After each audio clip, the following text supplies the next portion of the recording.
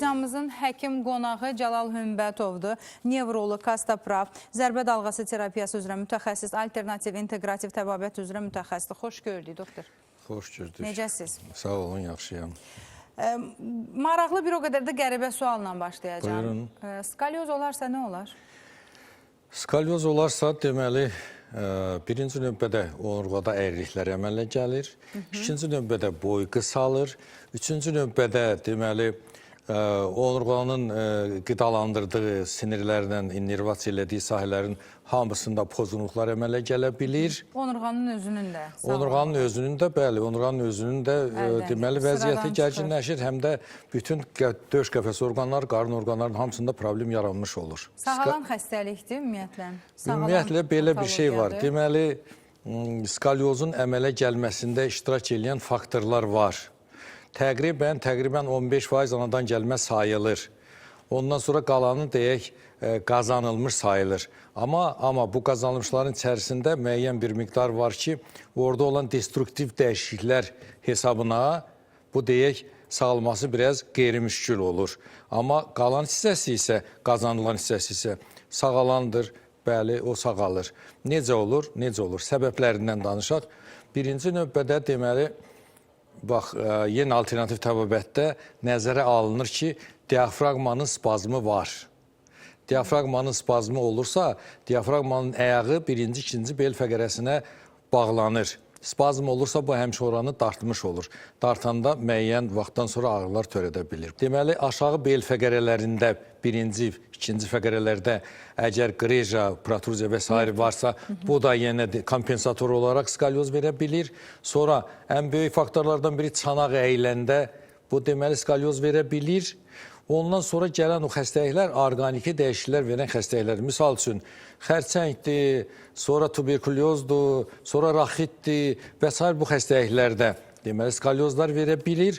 Onları müalicə etmək biraz deməli o əsas xəstəliyin fonundan asılıdır, onun vəziyyətindən asılıdır. Amma bu qazanılmış hallarda, saydığım hallarda müalicə etmək asan olur, rahat olur. Niyə görə? Çünki o səbəbləri aradan götürürsən, o səbəbləri aradan götürəndən sonra onurğada biraz da korreksiya eləyirsən, onları eləyəndən sonra bir xeyli xəstələrdə yaxşılaşma baş verir. Bir 10-15 gün içərisində... Elə səbəblər var ki, onları aradan qaldırmaq olmur. Yox, elə mən saydığım səbəblər ki var. Tutaq ki, diafragmanın qıc olmasıdır, sonra oradan o yırtıqların olmasıdır, sonra çanağın əyilməsidir və s. Bunları qaldırmaq mümkündür. Biz onu müəyyən dərəcədə qaldıra bilirik, yerinə qoya bilirik və o xəstələr doğrudan da sağalma verir. Amma çalışmaq lazımdır ki, çox vacib bir şey, nüans var. 12 yaşına qədər uşaqlarda, 12 yaşa qədər çox gözəl nəticələr almaq olur. Ondan sonraki hallarda biraz vəziyyət şey olur, amma ki, mütləq nəticə olur. Mən deyərəm də sizə, 63 yaşında bir qadında 4-cü mərhələ, 4-cü skalyoz. Demək olar ki, bir haradasa 70-80% düzəlibdir. Amma belə olur da, bax, burada da gecikmə söhbəti var. Yox, fakt olaraq mən bir söz demirəm. Fakt olaraq mən o xəstələri sizə istəsəz onu... Mütləq istəyəcəm. Neçə yaşında dediniz? 63 yaşında. 63 yaşında. Yaradan səbəblər sırasında nə var? Osteoporoz, degenerasiya, o düzələn problemi. Yox, osteoporoz, degenerasiya düzələn deyil. Axı, mən saydım. Mən dedim ki, qazanılanlar düzəlir. O birisilər, xüsusi infeksiyalar, xüsusi xəstələr fonunda onlar düzəlmir. Onlar çətin düzəlir. Yox, mən olanı demişəm. Hə, deməli, bunlar korreksiya eləyəndə əməlli başlı düzəlmə almaq olur. Diafragmanın spazmı... Siz ağrıları aradan qaldırmadan müdaxilə edə bilirsiniz, yoxsa məsləhət görmürsünüz? Məsləhət görmürük. Səbəb nədir, doktor? Nəyə görə bilirsiniz? Bax, belə deyək, əzələnin spazmı varsa, o spazmı götürmədən onurğanın fəqərənin üstündə işləməyin mənası yoxdur. Niyə? Çünki qoyacaqsan yerinə çəkib yenə çıxaracaqdır. Ona görə əzələnin spazmını götürməlisən ki, miofascialni sindrom dediyimizi götürməlisən ki, ondan sonra... Mütləq xəstənin ağrıyan yerinə basmalısan da, doktor. Mütləq. Bu göstəricidir da, bizim üçün yol göstəricisidir.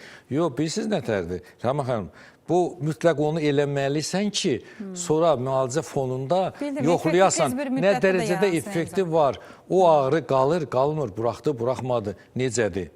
Bax, ona görə skalyozun da deməli dərəcələri var. Tutaq ki, 10 dərəcəyə qədər birinci şey sayılır, birinci dərəcəli, sonra ondan 25-ə qədər ikinci, 25-dən 50-yə qədər 3, 50-dən yuxarı 4-cü mərhələ sayılır. Deyək, birinci, ikinci mərhələdə qazanılmış olarsa, onu düzəltmək xeyli rahatdır, asandır və müalicəyə tabi olur. Burada bir yaş göstərə bilərik qazanılmış deyəndə. Bəli, yaş artdıqca vəziyyət çətinləşir. Niyə görə? Çünki ona görə ki, deməli, yaş artdıqca qidalanma pozulur, fəqərlərdə dəyişikliklər əmələ gəlir. O, dedik ki, protruziyalar və sairələr yaranır və sümük sərtləşir. Ya da ki, biraz da çox yaşlı olanda deyək, bizə ən çox mane olan sümük əriməsi, osteoporoz söhbəti o meydana çıxır, onda çətinliklər əmələ gəlir. Amma dediyim kimi, 12 yaşına qədər uşaqlarda bunu yüksək səviyyədə eləmək olur. Hətta məndə olub belə uşaqlar 12 yaşa qədər döş sümüyündə əyilmələr olubdur. Deyək, skalyozları olub, ikinci mərhələ, onlar hamısı sağalıblar. Burada çox bilirsiniz, bir maraqlı bir cəhət ondan ibarətdir ki, o skalyoz biz deyirik ki, onurğanın sağa və ya sola əyilməsidir də. Bir var, onurğanın öz təbii fizioloji əyrilikləri var. Ancaq ki, bir də var, onurğanın yana əyilməsi var. Bunlar olur C şəkilli, S şəkilli, sonra da Z şəkilliyə qədər gedib çıxa bilir. Burada çox maraqlı bir şey var. Onurğa deməli müəyyən müddət əyilir, rotasiya olunur. Bir də deməli necə deyirlər, öz şey ətrafında dönmüş olur onurğa. Onurğa öz fəqərələr dönmüş olursa, bunu da eləmək çox çətindir. Bu mütləq və mütləq cərrahi müdaxilə ilə olunur. O zaman bütün skalyozlarda müdaxilə mümkün deyil deyək. Mümkün, bütün skalyozlarda eləmək olar, cərrahi eləmək olar, amma dediyim kimi qazanılanlarda cərrahiyə ehtiyac qalmır, eləmək mümkündür. Siz hansı dərəcədə ciddiyə alırsınız problemi? Ciddi ikinci dərəcədən sonra. İkinci dərəcədən sonra. Burada bir rəqəm verə bilərik, ikinci dərəcə deyəndə neçə? İkinci dərəcə deyəndə dedim də, orada kop bucağı var. O deməli 0-dan 10-a qədər, ondan 25-ə qədər, ondan 25-ə qədər. 25-dən 50-yə qədər 3-də, 50-dən yuxarı ən axırıncı mərhələdir, 4-cü mərhələdir. Doktor, o rəqəmlərdə yanlış göstərici ola bilərmi? Ola bilər, bir müəyyən qədər ola bilər. O, baxır, deyək, xəstənin ümumi vəziyyətinə, sonra baxır o, deməli, yaşına və s. və ilaxır. Ümumi müayinə sırasında nələrə baxırsınız siz? Ümumi müayinə sırasında... Skalyozu bildik, onurğanın əyriliyi, yan tərəflərdən sağa və ya sola. Başqa, kürək sümüklərinə baxırsınız, sonra nəyə baxırsınız? Kürək sümüklərinə baxırıq, biz rentgen elətdiririk. Diaqnostik olaraq rentgen elətdiririk. O skalyozun hansı sahədə olmasından asılı olaraq verdiyi simptomları nəzərə alırıq. Çünki müalicədə bizə lazım olur. Heç olmasa bu ağrısını, acısını götürürük. Ondan sonra deməli, deyək, reabilitasiya üçün evə tapşırıqlar veririk, reabilitasiyanı keçir, o bir neçə dəfə təkrarən gəlir və nəticə olur əla. Doktor, axı skalyozun simptomları qeyd elədiyiniz kimi əyriliyin dərəcəsindən də asılı olaraq... Dərəcəsindən çox asılıdır, əlbəttə. Fərqlilik göstərə bilər, müxtəliflik göstərə bilər, çox müxtəlifdir. Çox müxtəlifdir. Bir sayın başdan. Sayın. Birinci növbədə boyunda, başda ağrılar, qolda ağrılar, yuxarı ətrafda ağrılar, sonra döş qəfəsində mənşəyi məlum olmayan ağrılar, sonra o hansı sahəyə düşübsə, fəqərə sahəsinə düşübsə, o sahənin verdiyi təngə nəfəsliklər, sonra ürək döyünmələr, sonra aşağı düşsə döş qəfəsində qabırğarası sinirlərin verdiyi ağrılar, qolları dediyimiz kimi ağrılar, sonra aşağı düşdükcə aşağı ətraflara verilən ağrılar, ayağa verilən ağrılar, hətta qarına, qarın orqanlarına və mənşəyi məlum olmayan, diaqnostikası çox çətin olan ağrılar verir. Pasiyentlər deyək, müraciət edir ki, məndə tutaq ki, mədaltı vəzimdə, ya ödümdə, ya qaraciyərimdə problem yaranıbdır. Müayinələrdən keçir, deyirlər, heç nə yoxdur səndə, təmizdir. Onda o fəqərənin o sahələrində deməli dəyişiklik olmuş olur. O dəyişiklik olmuş olur deyə orada daxildə həmin dəyişiklikləri verə bilir. Ona görə onu korreksiya eləyəndə, onu konkret diaqnostikada biz istifadə edirik, korreksiyada istifadə edirik və nəticələri babat olur, yaxşı olur. Skalyoz mürəkkəb problemdir. Skalyoz onurğanın ən mürəkkəb problemidir. Skalyozla işləmək çox çətindir. Skalyozu müalicə etmək də çətindir. Müalicə eləmək də əlbəttə çətinliklər törədir.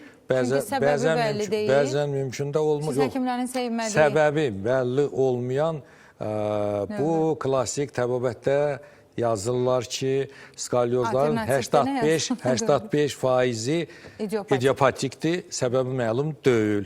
Ancaq alternativ təbabətdə deyirlər ki, saydığım kimi qrupa bölürlər, qazanılanlar, anadan gəlmələr, qazanılanlar və xüsusi xəstəliklər fonunda baş verənlər. Və sən burada səbəb demək olar ki, aydındır. Yox, səbəbsiz əlbəttə qəbul etmək, bilirsiniz necə, bir deyil, bir neçə səbəb, konkret nəyinsə üzərində dayanmadan bəlkə də o fikir söylənilib, idiopatik. Çünki onun da müəyyən yaş dövrləri var. Yox, bilirsiniz, niyə idiopatik deyirlər?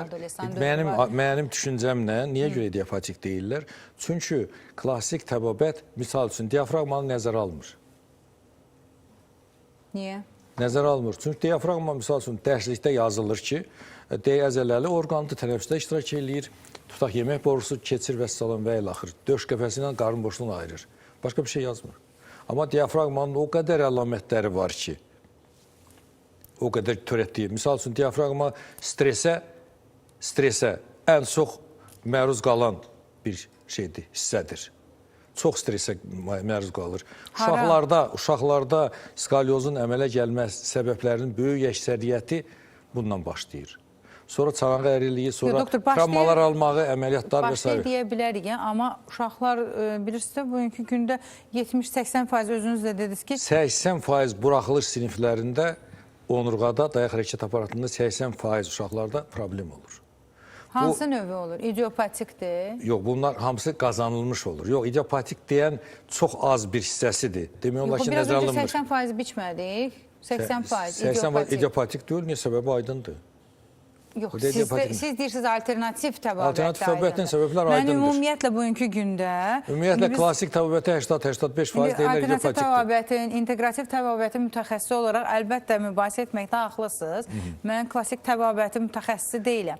Amma aparıcı olaraq mənə maraqlıdır. Təbabət nə olursa olsun, bugünkü gündə əgər bir insana faydası toxunacaqsa, mən onunla bağlı müzakirə də apararam, mübahisə də eləyərəm. Sadəcə bilirsiniz, bax deyirsiniz, klassik təbabət. O deyir ki, idiopatik 80%. 85% deyir, bəli. Demiri, bunu fakt olaraq göstərir. Fakt olaraq, bəli, axı, baxın, mən nəyi demək istəyirəm? Oradan müxtəlif növlərə bölsə də, bəlli bir yaşa gəlib çatana qədər deyir, ağrı vermir, narahatçılıq vermir. Ağrı vermir, narahatçılıq vermir, ola bilər. Ancaq onu instrumental müayinədə, rentgində aydın görə bilirsən. Bəli, görə bilirsən. Görə bilirsənsə, səbəblərini axtarmalısan. O daha yaxşı, ilkin dövrlərdə bu səbəbləri tapa bilsən, daha yaxşı aradan götürürsən.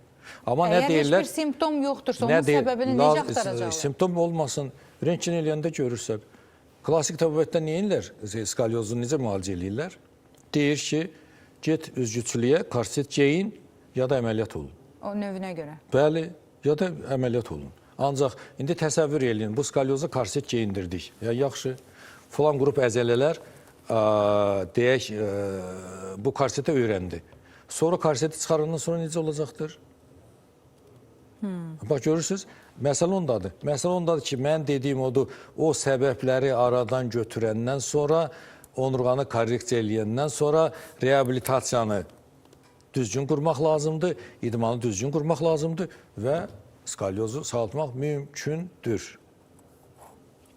Altını çizdim. Yenə də mübahisəli problemdir əslində. Yox, mübahisəli deyəndə doğrudan belədir. Klassik təbabətdə bunun düz deyirsiniz 85% idiopatikdir, müalicə olunmayandır. Mən də deyirəm ki, anadan gəlmələr var, bir də ki, o xüsusi xəstəliklər fonunda əmələ gələnlər var, bunlar çətin müalicə olunandır. Amma qazanılanların böyük əksəriyyəti müalicə olunandır. Nə gözəl dediniz, axtarsın, tapsın səbəbini. Xəstəliklərin bir çoxunun səbəbi araşdırılmır. Araşdırılsa elə müalicəsinin tam yarısı artıq öz Gəl belə danışaq da, indi biz ona qərar verə bilmərik, amma mənim klassik təbabət mənim praktikamda klassik təbabət simptomların üstündə oynamağı xoşlayır. Niyə? Niyə? Siz də kollegayıq da, temperatura qalxıb temperaturanı salmaq istəyir, təzyiq qalxıb təzyiqi salmaq istəyir. Səbəb yoxdur. Qrija var, ağrını Yox, kəsmək burada istəyir. mən belə bir ifadə işlətmək istəyərəm. Ümumiyyətlə heç bir xəstəliyin müalicəsi yoxdur. Müalicə olunan yalnız simptomlardır. Bunun klassik təbabət, alternativ belə təbabət deyir. aid etmək doğru olarmı? Nə qədər? Yox, klassik təbiətdə bu elədir də. Bütün o həkimlər ordusu bunun üstündə işləyir də. Bax, görürsünüzmü? Mən niyə deyirəm ki, bəli, onurğanın korreksiyası ilə mən məşğul oluram əməliyyata qədər. Mənim bu metod yararlıdır. Amma düzəlmir. Orada Düzəlir. bir struktur pozğunluğu varsa, Düzəlir. korreksiya eləyirik. Düzəlir. Onun yenidən əyilmə ehtimalları ola xanım, bilərmi? mən sizə 100 dənə sübut gətirmişəm, 100 Yox, dənə xəstə demirəm düzəl. göstərmişəm. Ola bilər. Struktur pozğunluğu aradan qaldırırsam, tam deməyək də qismən hardasa. Tam da qaldırmış olsanız, yenə də bunun əyilməyə meyilliyi varmı? Yox, olmayacaqdır. Niyə olmayacaqdır? Çünki onurğanı anatomik vəziyyətinə gətirdinsə, reabilitasiyanı keçdisə, Bu dediyiniz o zaman qazanılmışdı. Ha, bəs nə bə? O korset dediyim o, həmin o onurğanın o futyarı da, əzələ aparatı. Siz süni korsetdən danışırsınız, Yox, yoxsa biz Allahın bizə verdiyi əzələ əzələ. Ha, onu elə deyək ki, insanı siz dərdən danışırsınız, mənim beynim qarışdı. Əzələ korsetini düzəldir. Bəli, əzələni, bəli. Əzələnin onurğanın əzələlərini inkişaf elətdirirsən, oradakı asimetriyanı aradan götürürsən və bərpa olunur. Dediyim ki, bu mənlikdir, deməli mənlikdir. Mən də onları seçirəm. Misal üçün, əgər xərçəng fonunda varsa, avtomobil xəstəlik fonunda varsa, vərəm fonunda varsa, mən onları götürmürəm. Deyirəm ki, qardaş, sənin bu xəstəliyin var, bunu eləməlisən. Oldu mu? Mən qazanılanları seçirəm və bəli, deyirəm ki, düzəldə bilərəm. Hə, belə deyək, yanlış anlaşılmır. Belə deyim, yanlış anlaşılmazsın. Belə deyirəm. Çünki skalyoz çox ağır struktur pozğunluğudur. Mən ona görə saydım ki, axı səbəblər çox müxtəlifdir. Bəli, uşaqlarda bir cür, yetkin yaşda başqa cür özünü göstərir, struktur pozğunluğu ilə. Var, orqanizm ümumi xəstəliklər fonunda, bəli, onurğaya metastaz verən xəstəliklər fonunda və s. və ilax bunlar spondilozlar, spondilitlər, bunlar başqa bir şeylər. Necə? Metastaz vermə fonunda? Yəni o başqa bir xəstəliyində bədən məcburi özünü ağrısız vəziyyətə gətirir. Xərçəngin metastazı varsa, orada problem yaradırsa, bəli, orqanizm ona uyğunlaşır, o fon. Onlar başqa bir şeylərdir. Metastaz ağrı verir, o səbəblə skalyoz bir pozisiya yaradır, əyir. Bəli. Bu müdafiə məqsədlidir, amma orqanizmin müdafiə məqsədidir. Gətirib bir pozğunluğa çıxarır. Bir pozğunluğa gətirib çıxarır. Bir də əyildikcə nəzərə alın ki, daxili orqanlarda da bir problemlər mütləq və mütləq onlarda yer dəyişmə olur. Onların innervasiyası pozulur, qidalanması pozulur və müxtəlif fəsadlar ortaya çıxır. Sadəcə olaraq bilirsiniz nədir? Əslində qalanda istənilən bir diaqnostikada onurğa mütləq və mütləq nəzərə alınmalıdır. Niyə görə? Çünki onurğa bütün orqan və sistemləri innervasiya eləyən onurğa beynidir. Bizi yaşadan veqetativ sinir sisteminin əsası onurğadır. Ona görə bunu gərək nəzərə alasan o diaqnostikada. Yoxsa, bəli, məndə olub xəstələr gəlib deyir ki, mən asmatikəm. Məndə ürək döyünmə var. Eşidirsiniz? Məndə tutaq ki, tənginəfəslik var. Baxıram bunları mən həmin o sahələrdə onurğada əyrilik görürsünüz. Onurğada problem varsa, o problemi aradan götürən kimi hamısı yerinə düşür. Asma yox olur. Doğrudan ürək döyünmə də. Demirəm hamısında. Amma səbəbkar budursa, onu götürən kimi yox olur. Nə gözəl. Elə hər kəsin çox böyük bir arzusudur ki, tam doğru ünvana geçsin. Ətraflı müayinələrdən keçsin. Bilirsiniz, ağlıma nə gəldi? Həmişə böyüklərimiz deyirdi ki, əvvəlki həkimlər xəstə otaqdan içəri girəndə elə xəstənin yerişindən sezir ki, onun problemi nədir. Burada həqiqət payı da çoxdur. Əlbəttə. Çoxdur. Bilirsiniz İlhamə xanım, bugünkü gələn xəstəni 2 nəfər tutub gətirib qoydu ora. Özüdür. Yox, ora qoyan kimi mən baxdım ki... Mən artıq sizdən möcüzə gözləyirəm. Yox, bu adamın ayaqlarının ikisi də işləmir də. Onu mən gördüm. Mən dedim ki, mən praktikamda, mən heç baxmamış sənə deyirəm. Görüm, niyə belə olubdur, niyə əməliyyat eləməklər belədir. Ayağının ikisi də işləmir, haçan oldu. Böyük, kiçik bayra çıxmaq olmayıbdur. Düz bağırsaqda ağrılar olubdur. Birdən-birə tutulubdur ağrılar. Belə vurubdur içəri, deyir, olubdur. Deyirəm ki, bu 100%. Onurğa beyninin sıxılmasıdır. Onurğa beyninin sıxılması. Bəli, onurğanın qişasını sıxılır, dural qişa sıxılır, onurğa beyni sıxılır. Bunu bəli, düz deyirsən. Onu görmək olur. Mən misal üçün xəstə yeriyib gedəndə, gələndə, yanıma gələndə yeriyəndə belə baxıram ki, deyək bu bir yağın çəkir, ya neyinir. O dəqiqə fikir yaranır ki, bunda onurğada falan fəqərədə problem olmalıdır. Falan yerdə falan olmalıdır. Bu belə. Çox çətindir. Çox çətindir əlbəttə. Skalyoz çox ağır patologiyadır. Bəli, ən ağır Növünə görə, patologiyasında mərhələsinə görə, Bəli. yaş mərhələsinə görə, Yaşına görə. xəstəliklər fonunda inkişafına görə, sinir əzələ skalyozundan tut, bir çox xəstəliklər səbəbilə bir neçəsini sadaladıq, amma digərlərini növbəti görüşlərimizdə müzakirə eləyərik. Yəni, bugünkü gündə həqiqətən də insan var ki, skalyozun müalicə olmadı deyir. Bəli. Bəlkə də altda yatan səbəb tam araşdırılmayıb və ya araşdırılıb müalicəsi mümkün olmayan bir skalyoz növüdür. Hər kəs individualdır. Allah hər kəsi bütün xəstəliklərdən qorusun. Amma hər hansı bir əlamət meydana çıxırsa, baxın, idiopatik dediyimiz səbəbi bəlli olmayan, yəni bu nə deməkdir? Bəzən genetik ola biləcək məqamları olur. İnsan var ki, deyir, əgər genetikdirsə, niyə bu uşaq yaşlarında özünü göstərmir? Çünki elə genetik xəstəliklər var ki, 30 yaşın üzərində artıq müəyyən çətinlikləri ilə gəlir və ya hər hansı bir provokasiya amilləri onu ortaya çıxarmış olur. Hər kəs öz ailə hekayəsini öyrənsin. Hər kəs atada, anada, özündə hər hansı bir problem varsa, onunla bağlı bəlli bir qeydiyyatı olsun. Bilsin ki, gələcəkdə onu nə kimi çətinliklər gözləyə bilər. Oturaq həyat tərzi keçirən insanların skalyozu daha ağır keçir. Ayaq üstə həyat tərzi keçirən insanların skalyozu tamam başqa. Biraz öncə dediyim kimi, yaşa bölmüş olsaq, skalyozun növünə görə çox böyük ağırlaşmalarla qarşılaşanlar var. Amma nə olursa olsun, doğru həkimə, doğru ünvana müraciət etməklə şəfamızı vaxtında, zamanında tapa bilərik. Cəlal doktor, təşəkkür edirəm gəldiyinizə görə. Mən də sizə təşəkkür edirəm. Sizinlə mübahisə etməyi sevirəm. Hə, bilirəm. Növbəti verilişdə skalyoz mövzusuna davam eləyək. Çünki mənim bilmək istədiyim, problem yoxdur. Çox sual, vermək istədiyim çox suallar var və cavabını bilmək istəyirəm. İlham xanım, mən praktiki olaraq bu şeylərdən danışıramsa, praktiki olaraq bunları görmüşəm. Bir həkiməm mən, mütəxəssis, peşəkar deyirəmsə, onun peşəkarlıq göstəricisi onun sayca gördüyü xəstələrdir və o xəstələrdə gördüyü hər birinə individual yanaşmadır. Və aldığı nəticələrdir. Bəli, aldığı nəticələrdir ən nəhayət etibarilə. Bu da sizin praktikanızdır. Mənə də nə lazımdır? Bu praktikanı mənimlə bölüşəsiz. Burada mübahisə ola bilər, dava ola bilər, incimə ola bilər. Yox, incimərik. Amma yetər ki, insanlara faydalı olsun verilişimiz. Təşəkkür edirəm. Nevrolog Astaprav zərbə dalğası terapiyası üzrə mütəxəssis, alternativ, integrativ təbabət üzrə mütəxəssis Cəlal Hümbətov studiyamızın həkim qonağı idi. Onurğasında problemi olan hər kəs müraciət edə bilər. Dediyimiz kimi, xəstəliyin ağırlıq dərəcəsinə asılı olaraq zamanında müalicə etmək mümkündür.